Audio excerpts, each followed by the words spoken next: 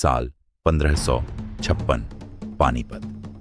300 सालों में 3 बार यहां ऐसी लड़ाइयां लड़ी गईं जिन्होंने भारत का इतिहास हमेशा के लिए बदल दिया।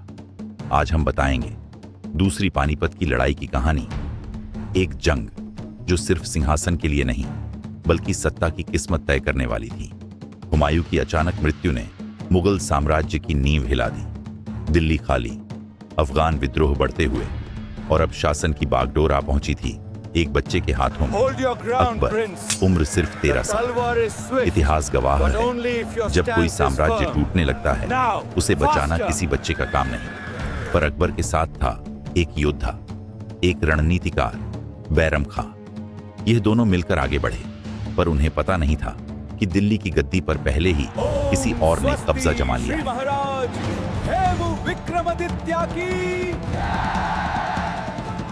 दिल्ली में सत्ता का नया सूरज उग चुका था। हेमू विक्रमादित्य, एक ऐसा सेनापति जिसने 22 युद्ध लगातार जीते, जो पहले एक व्यापारी था, फिर सैनिक, फिर सेनापति और अब भारत का असली विजेता बनने जा रहा था।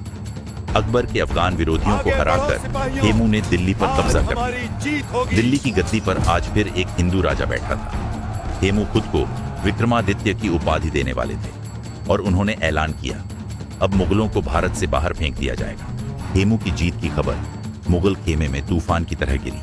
अगर हेमू को रोकना था तो अब या कभी नहीं। बैरम खां ने समझा, 13 साल के अकबर को सुरक्षित रखते हुए युद्ध जीतना ही एकमात्र रास्ता है। मुगल सेना पानीपत की ओर बढ़ी। उधर हेमू की सेना भी कूच कर चुकी थी। हाथियों की गूंजती टुकड़ियां, भारी पैदल सेना और अफगान योद्धाओं का विशाल जत्था। पानीपत फिर से युद्ध भूमि बनने वाला था। हेमू के पास हाथियों की बड़ी सेना थी। उनके युद्ध हाथी टैंकों की तरह काम करते, जहां जाते दुश्मन की कतारें टूट जाती। इसके साथ अफगान तीरंदाज और घुड़सवार भी तैयार थे। 5 नवंबर 1556 की सुबह दोनों सेनाओं से धातु की टकराहट, मंत्रों और नारों की आवाजें गूंज रही थी। युद्ध शुरू होते ही हेमू के हाथियों ने मुगल सेना पर भारी दबाव बनाया। मुगल घुड़सवार कई जगह पीछे हटने लगे। हेमू की योजना साफ थी, मुगल मोर्चा तोड़कर पूरा युद्ध पल भर में खत्म कर देना। मुगल सेना की पहली पंक्ति टूटने लगी। बैरम खां जानते थे, अगर यही हाल रहा तो अकबर की हुकूमत कभी स्थापित नहीं हो पाएगी। और फिर इतिहास बदलने वाला वो पल आया। हेमू अपनी हाथी हौदा से सेनाओं को निर्देश दे रहे थे, तभी एक तीर उनकी आंख में आ लगा। वो बेहोश होकर गिर पड़े। एक ही पल में अफगान सेना का नेतृत्व खत्म हो गया। हेमू के गिरते ही अफगान सेना में भगदड़ मच गई। हाथियों ने नियंत्रण खो दिया, घुड़सवार टूटने लगे। जिस सेना के पीछे 22 जीतों का आत्मविश्वास था, वो अचानक दिशाहीन हो गया। बैरम खां ने मौका देखा और मुगल घुड़सवारों को तेज आक्रमण का आदेश दिया। अब पूरा युद्ध पलटने लगा था। मुगल सेना ने अफगानों को पीछे धकेल दिया। अगर यह लड़ाई हेमू जीत जाते तो भारत का इतिहास बिल्कुल अलग होता।